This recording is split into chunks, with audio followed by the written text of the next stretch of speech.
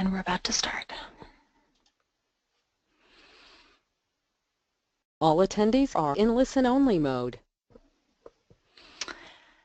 Hello, everyone. Welcome to the June installment of our VSA webinar series, which comes to you from the John F. Kennedy Center for the Performing Arts and addresses topics related to the arts, disability, and education. My name is Sarah Mitchell, and I am your webinar moderator. Today's webinar is called Underdogs in the Spotlight, using plays to discover and showcase the talents of students with disabilities. If you would like to view live stream captioning of this webinar, you can follow the link you see on this slide and in the chat box of the control panel located on the right side of your screen. Before we get started, let's touch base on the GoToWebinar control panel. This control panel can be hidden by clicking on the orange arrow in the top left corner. If you need to leave the webinar early, you can leave it by clicking the X in the upper right-hand corner. A recording of the webinar will be available afterwards so that you can catch up on anything you miss. You can connect to the audio portion of the webinar through your telephone or through your computer's microphone and speakers. Select the option that works best for you. If you are calling in from your telephone, please make sure to mute your computer speakers. You can submit comments, questions, or answers to questions using the chat pane located near the bottom of the control panel. I will monitor it throughout the webinar. If you prefer to speak your input rather than typing it, please click on the Raise Your Hand icon on the control panel and I will touch base with you and unmute your microphone at the appropriate time. You will have a few opportunities to participate during this webinar. 3 questions will be asked during the presentation. 2 are multiple choice polls, and 1 is an open-ended question. We will also have the opportunity for question and answer session once Annie's presentation has concluded. During the open-ended question and answer time, please click on the Raise Your Hand icon if you wish to speak, or type your thoughts into the chat pane and I will speak them aloud for you. Within the week, we will send out a follow-up email with a link to the recording of today's presentation, a copy of the PowerPoint presentation, the presentation handout, and a copy of the webinar transcript. This means you can go back to watch the recording and review supplemental materials in addition to any notes you take yourself. Our next webinar is called How Do I Keep the Ship Moving Forward? Merging UDL and Classroom Management Strategies in the Art Room, and will take place Tuesday, August 16th, 2016 at 3:00 p.m. Eastern Time. You can register for it right now by clicking on the link in the chat pane. If you are active on social media, I invite you to connect with us using #VSAWebinar. On Facebook, we are VSA International. And on Twitter, we are at VSAINTL. We would love to engage with you. And with that, I will turn it over to today's presenter. Annie, take it away. Glad that you are. Hello, I'm so glad that you are all here.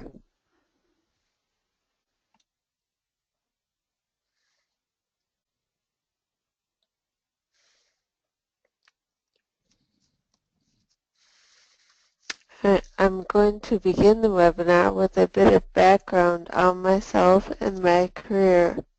I'll explain how I got involved with writing environmental plays for children, including children who have disabilities. I will also explain the Apple image that you see. After I give you some background, then I will build on my experiences and share what I've learned through writing and being involved in the production of my plays. I have some tips for creating a play at your own school or your own community. I will focus on important roles and tasks and will make suggestions for initiating and maintaining positive collaborative relationships. Relationships are so important when you want to produce a play.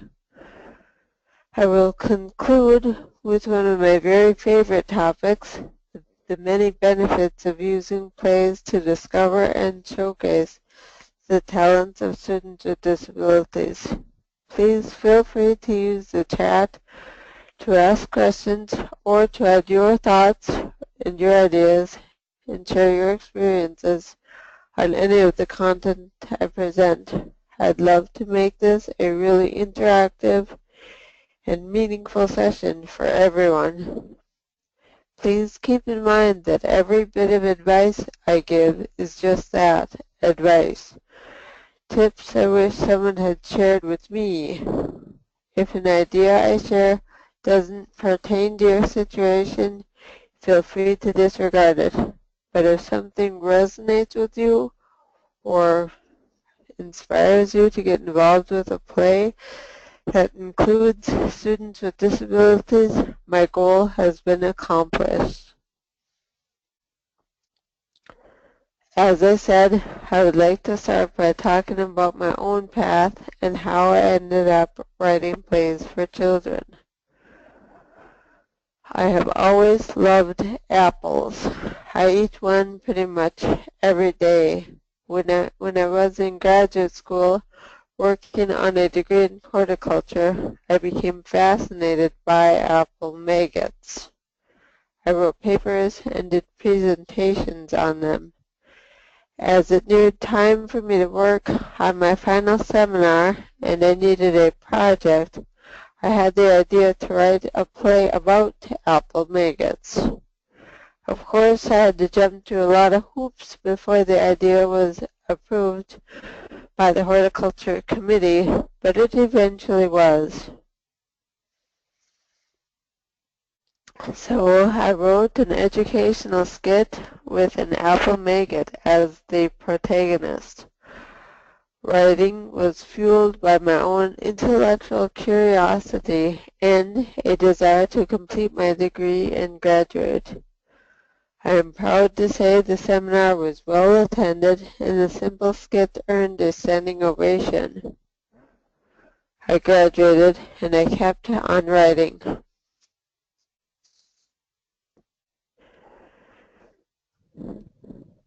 Eventually, the Apple Maggot skit evolved into a one-act play called Orchard Adventures. Other characters included honeybees, crickets, an ant, a kingbird, a cherry maggot, a boy, and his grandmother.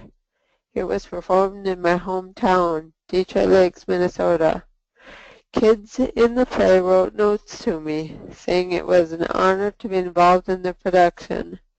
Children overcame bug phobias by simply attending the performances. After the final performance, we celebrated with a picnic for the cast and crew.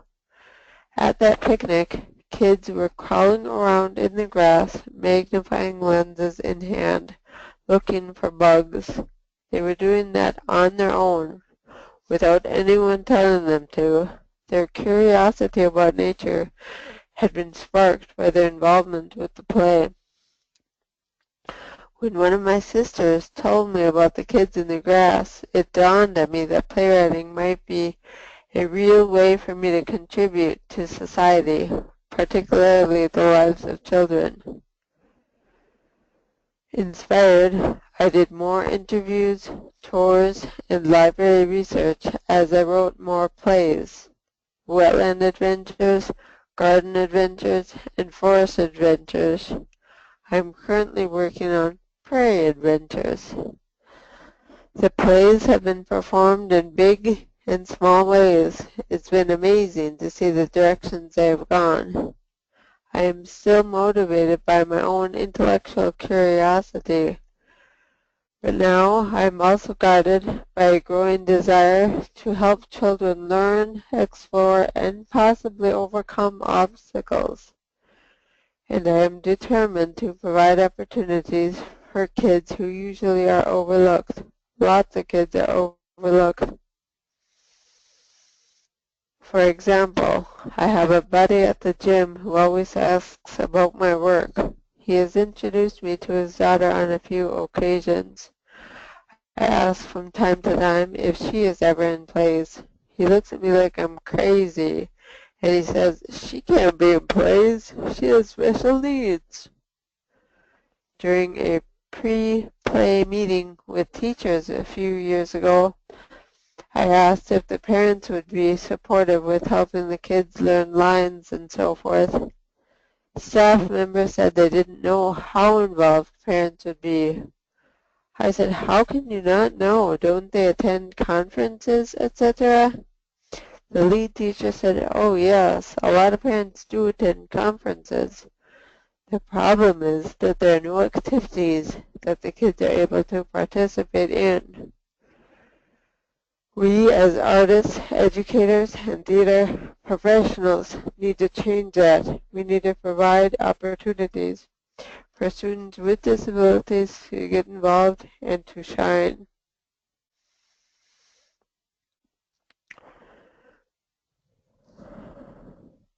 Now that I've shared my experiences, I'll draw on them to share tips and suggestions with you about making a play happen in your school or community.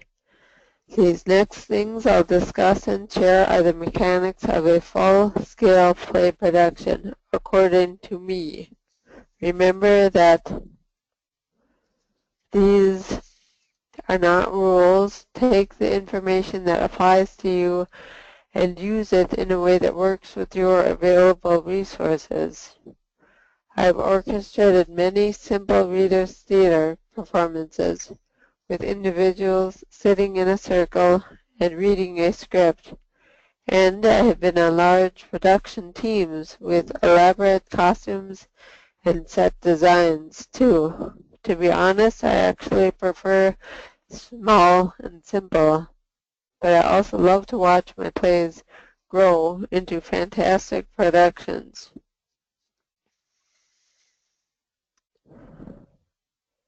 In this next section, I will first talk about the roles various individuals can play. I will discuss the tasks people will need to perform. I'll talk about the power of collaborations. Working together can really make things happen. And then I'll talk about the benefits of being involved in theater. There are many important roles. I am a playwright. There are directors, actors, and being in the audience for a play is really important too. I'd like to find out what roles you have played. We have a poll for you. Let us know if you've ever been a director, an actor, etc.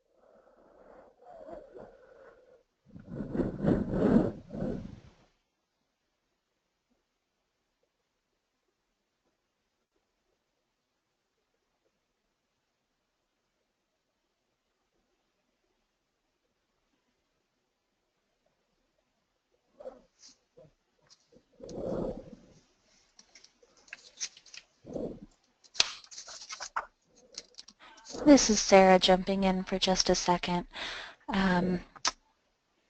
We had the poll open for just over a minute, and in that time it looks like 48% of the participants have been a director, 22 have been a playwright, 59% have been actors, 48% have worked in production or behind-the-scenes roles, and 89% have been audience members.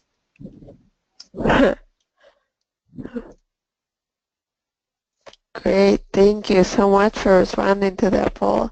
It's really exciting to see how many of you have been involved in a play. As you probably know, the director is a very important role. He or she should have a big picture outlook and be someone the students respect and trust. One amazing teacher that I worked with stood at the foot of the stage and provided encouragement and fed forgotten lines during performances. Actors. You need your actors. I think a 5-to-1 student-to-adult ratio in the cast is really ideal, if possible. One time I worked with a girl who was very unpredictable, sort of a diva. Every cast I've ever worked with actually has at least one diva. They can be male or female, but they're always very talented and they always threaten to quit the play. She threatened to quit more than once. Then her co-star got sick, so one of the teachers filled in. The teacher was great. She provided stability for the girl and really raised the bar. The girl's performance was elevated and it was a phenomenal show. They both seemed to bloom before my eyes. Stage managers. Good stage managers are organized, detail-oriented list makers. The type of people who see something that needs to be done and they just do it. You need a costume creator and crew. You also need hair and makeup crew. I forgot to add that when I was doing this, but all these tasks are so important. But none of these are my area of interest or expertise, so I'm glad that other people are talented at them. I have a sister who is a very visually gifted person. She thinks of brilliant, whimsical costume ideas, and she really enjoys it. My stepmother is great at sewing. Having them on a team is really cool. You need a set and props crew. In my experience, costume people are always good at set and props. They make the scenes look good throughout the play.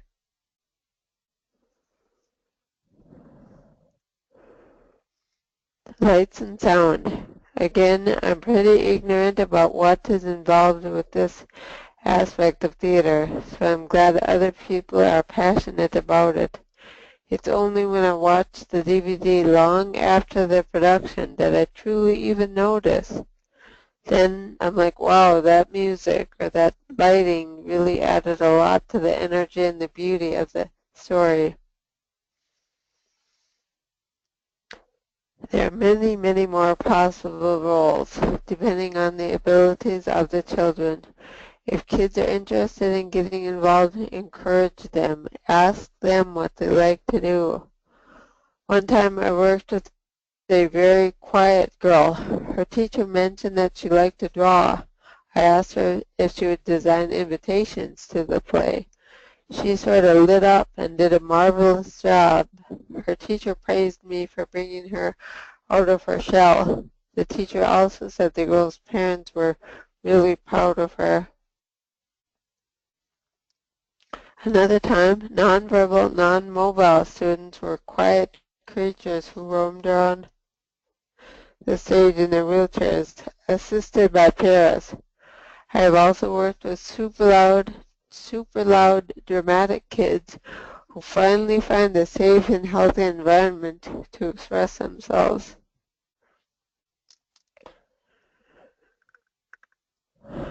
Now that we've talked about roles, next let's talk about the necessary tasks. In my mind, there are 5 essential tasks that need to be completed. First, choose, or in my case, write a play.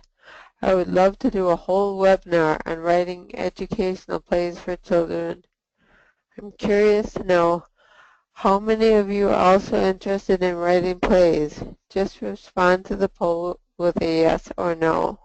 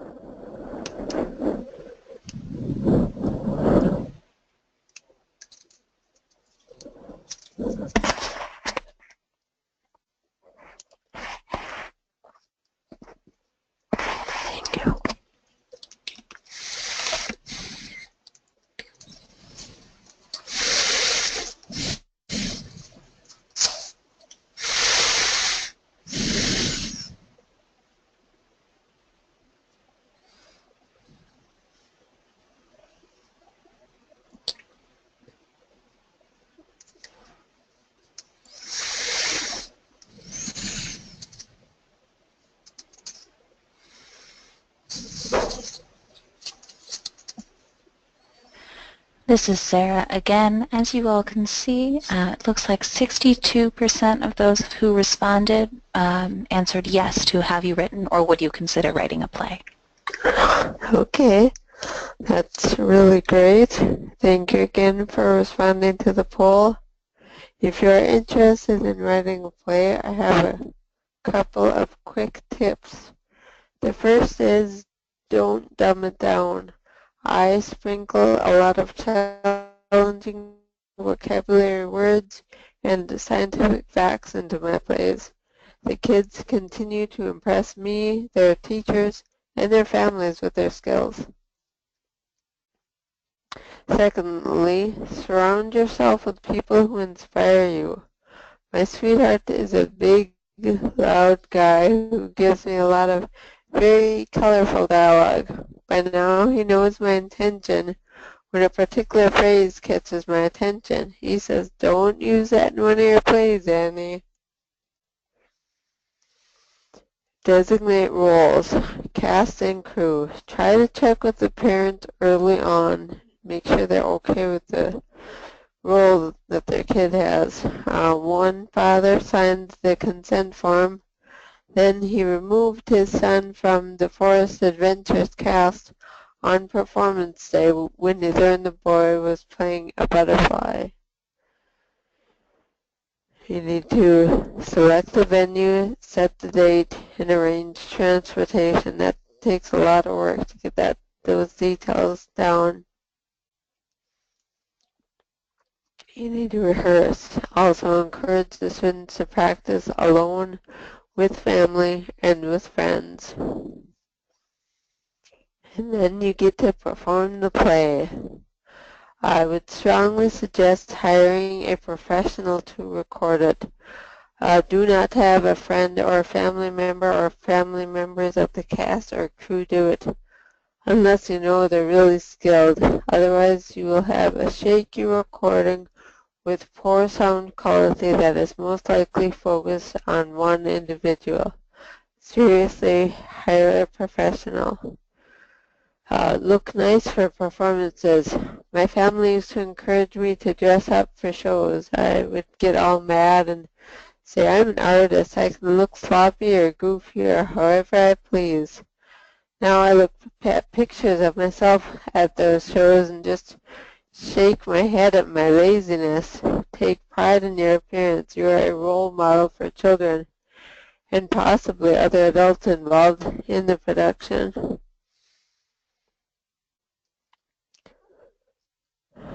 Those are really the 5 essential tasks.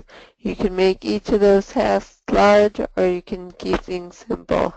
Both can be effective and fun.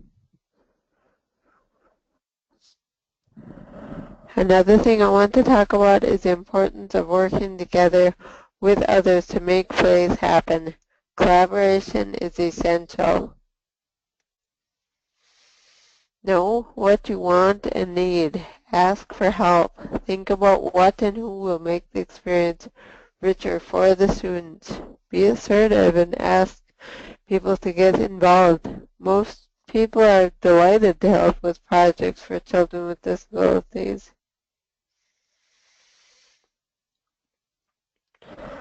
But not everyone will support your project. I have met a few individuals who are blatantly opposed to special education projects. Some have the attitude of, why should regular kids and teachers take an hour from their day to attend a special education program?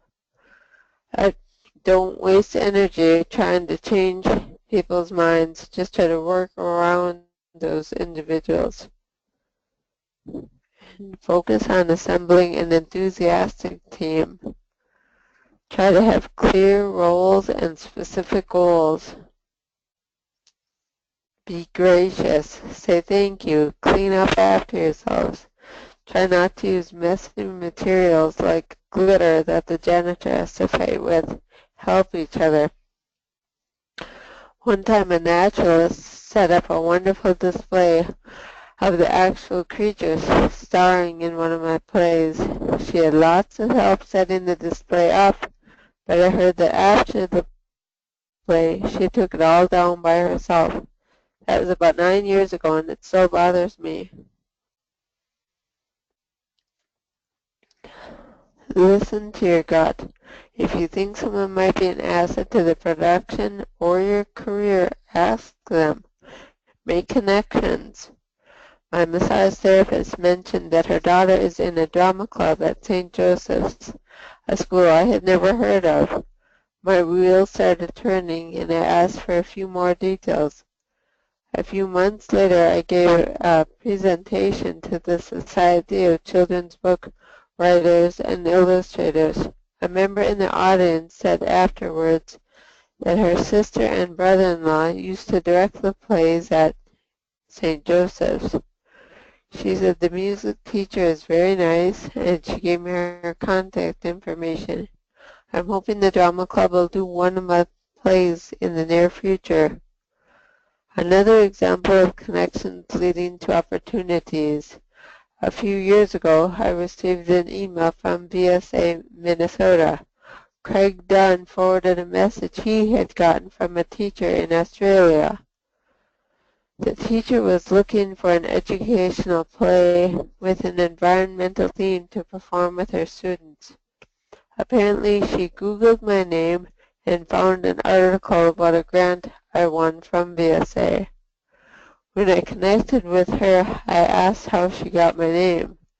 She replied that she had been desperately searching for a play, so she reached out to everyone she knew.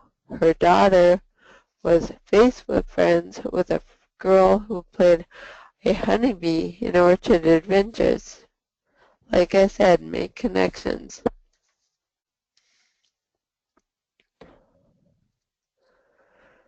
And now we're at my favorite topic. What are the benefits of being involved in a play? I'm really interested in your input here. What are your ideas? What are the benefits? Why do we do all of this? And this is Sarah jumping in. If you would like to speak your input, please raise your hand and I will take turns unmuting the microphone. Otherwise, you can enter your response into the chat pane and I will read it aloud.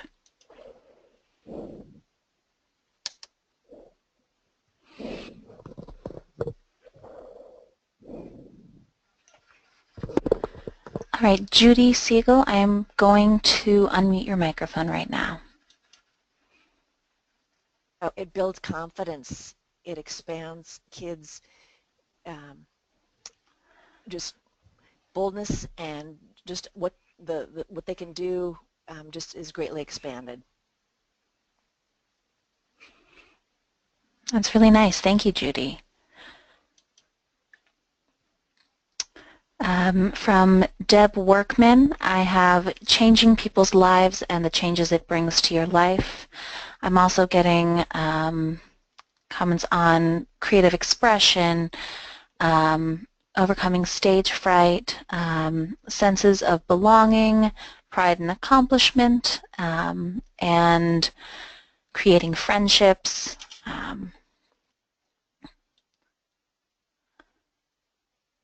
And Joan McLunny, I am about to unmute your microphone. Can you hear us, Joan? Yes, I can. Thank you very much. I just wanted to say and agree totally with everybody else, but the first thing that comes to my mind is build self-esteem.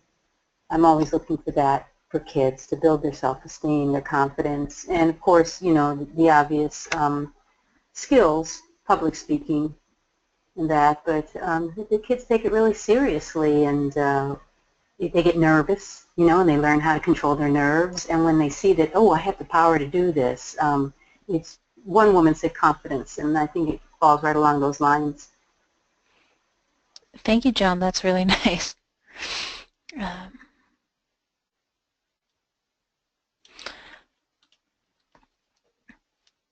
right, we have a couple more responses coming in, largely touching on communication skills, collaboration and working together, learning along the same lines, learning about teamwork and an opportunity to discover a hidden talent. And we've got a number of great responses, but Annie, I am going to turn it right back to you.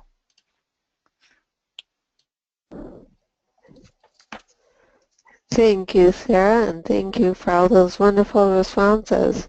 You've mentioned quite a few that I have included here too. The first benefit, I think, is that it makes it possible to have fun as you learn. Humor is so powerful. My plays are educational and humorous, I like to think. One time we had a cast of 25 children with various disabilities. Some of them were high functioning, some were not. I was really nervous about the performance because all of the kids had disabilities, and their whole school was coming to see them in a theater. Anyway, I was scared that the other kids would make fun of the actors. I walked in a few minutes late to the performance. The kids and adults in the audience were almost rolling in the aisles, laughing, and in a really good way. The kids on the stage literally seemed to grow as we sat there enjoying the show. Kids feel accepted and part of a community. They're on a team. It's fun to watch them bond with each other and reach out to help each other. Being involved with a play gives kids a sense of possible career paths. Actors, directors, scientists, writers. Students are often shocked when they find out that they are working with a real writer who is from a small town and has disabilities. Actually, after I graduated, a woman that I've known since childhood asked me if I was working. I said, yes, on a new play. She said, yeah, but are you working? I said, yes, on a new play. She got really exasperated and said, yeah, but are you working? I said, no, I guess not. The next year, 2 of her kids were in one of my plays. After the performance, she asked if she could buy me a drink. So we sat and had lemonades, and she told me how much they learned from the experience, and she begged me to write more. Another benefit of play performances is that the families have an activity to get involved with and attend. One time I was at a performance and almost cringing because I felt we rushed things and I felt that the actors were unprepared and this and that. But then I looked behind me and there was a row of moms and dads sitting there recording the show, taking pictures, and basically smiling like their kids were debuting on Broadway. It is an opportunity to grow as humans. I know I do every time at least.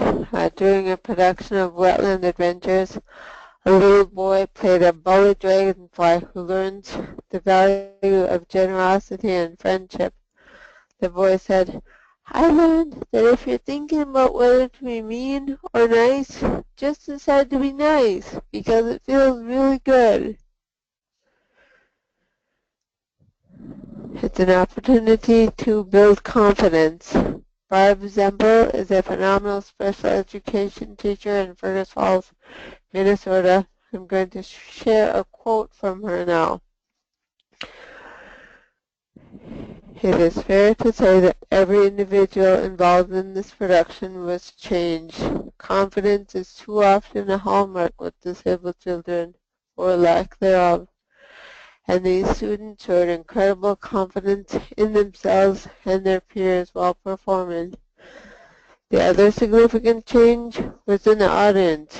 Respect for those with disabilities increased exponentially among both students and staff.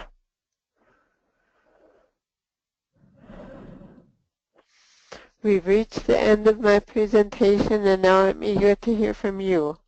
I'm sure you've been thinking about what might work in your setting. In this session, I've talked about the roles that are involved in making a play happen and the tasks. We've talked about the importance of collaborations. We've discussed the benefits of involvement with plays. One time I was at a meeting with other artists, trying to get something started, but it wasn't going anywhere. One rather cranky individual was dominating the whole meeting, complaining. I pulled out some copies of Orchard Adventures and suggested we have a little meeting as we were starting. Everyone seemed receptive, so I passed the scripts around and asked the grumpy woman to read the part of a honeybee, who just so happened to be a bossy character. She was flattered and actually did a wonderful job. The whole tone and direction of the meeting improved dramatically. People say that People say that I live with my head in the clouds and that I think plays can cure or solve every problem in the world. That might be a slight exaggeration, but I do think that working on plays together is a wonderful thing. So as you start working on the play, consider reading the play with your team. It's a great way to get things started. As you think about getting things started in your school or community, what questions or ideas do you have? Thank you. Thanks so much, Annie. Now, to all of our participants, we can now open this up to questions. And to start it off, I have one from Nadia El Arabi, who is asking for some ideas or strategies on coming up with opportunities for nonverbal students to participate. Annie, do you have any thoughts on that? As I mentioned in okay, if they're nonverbal, do they like to draw or do a musical instrument or yeah, just finding out what their interests and what their skills and talents are and go from there. Great. I think that makes a lot of sense. It kind of reminds me of the story you told about the girl who created all of the handmade invitations for the play. Sounds like that was a really nice way for her to get involved. Yes, and everyone does not need to be up on the stage acting, or it's lots of different roles that kids can enjoy. Absolutely. I have another question coming in that's asking for ideas or strategies on what to do when you have a student who refuses to participate. Again, I would just find out what he or she is interested in doing. I'm guessing there's some aspect of theater that would pique their interest, and you should just find out what it is, and if they're dead set against it, just let it be. I don't think it's good to force anyone to get involved, or there could be lighting, sound, lots of different roles. It should be fun, and if they're, like I said, dead set against it, just say okay.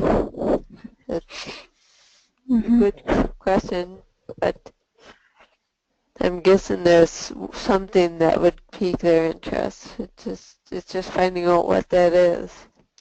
Absolutely. And I do have a note from Deb Workman, who also just commented that sometimes you can use vocal buttons to give people who are nonverbal a voice if that is something that they're interested in.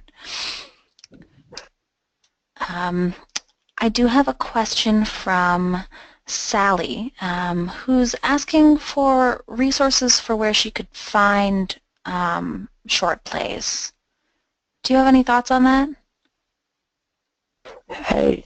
Just my own plays are the only ones I've ever worked with. Fair enough. It's a great question, and I don't really have an answer at the top of my head. There may be other participants here today who do. Anyone have a suggestion? Absolutely. If you guys do have any suggestions on resources, please put them into the chat pane.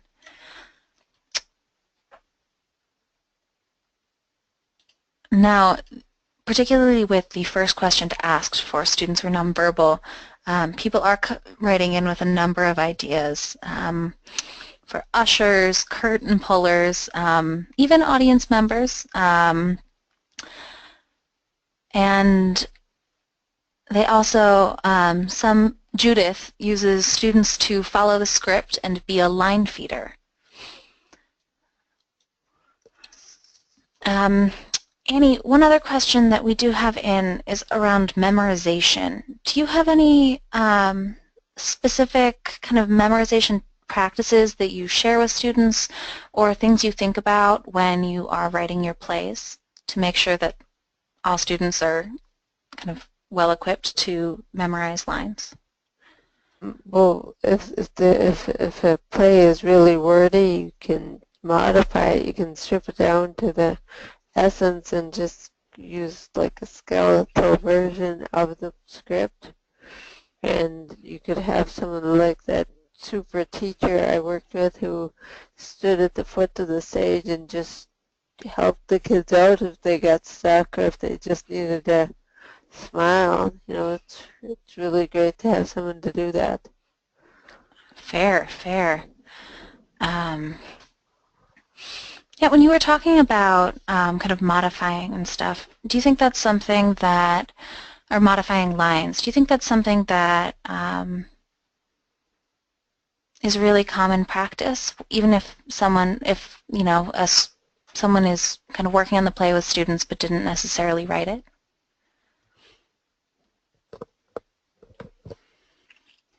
Okay. Can you say that again, Sarah, please? Oh, I'm curious about your thoughts on kind of modifying lines. Like, it's something that really can help in this situation. Is it something that you normally would do with your plays? Well, so far I just worked really closely with directors, and they asked me if it's okay to, because one time we did a 3-day camp, and some of my stuff is kind of difficult, and so she asked if she could strip it down, and I said, yeah, that's just fine, and I appreciated that she asked me, so yeah, I think it's okay. But with someone else's work, I don't know. Oh, this is a really good question. I'm thinking about it hard. Oh, that's fair. Yeah, I don't know that there's one answer. It's probably very substantial. yeah.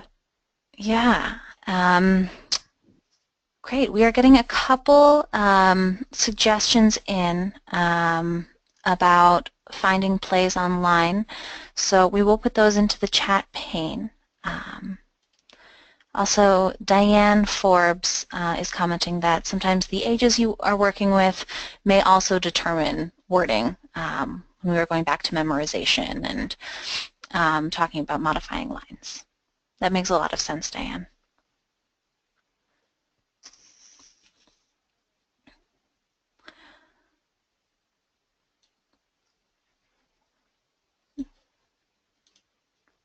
Great. I have one other request here, Annie, for any suggestions on specific student populations that you've worked with.